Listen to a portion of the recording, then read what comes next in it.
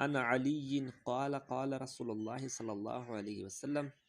حضرت علی کرم اللہ وجہہ نے حضور پاک صلی اللہ علیہ وسلم سے ارشاد نقل کیا ہے کہ من قرأ القرآن، وہ کہ جس نے قرآن پڑھا، فاستظہرہ، اور پھر اس کو یاد کر لیا، فأحل حلالہ، اور اس کے حلال کو حلال جانا، وحرم حرامہ،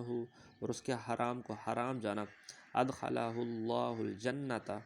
تو اللہ تعالیٰ اس کو جنت کے اندر داخل کر دیں گے، وشفعہ فی عشرۃ من اہل بیتہ، اور اس کی شفاعت قبول کریں گے 10 لوگوں میں سے، 10 لوگوں کے لیے، یعنی کہ جو اس کے گھر والے ہوں گے اس کے 10 لوگوں کے لیے شفاعت اس کی قبول کریں گے، کلہم قد وجبت لہ النار،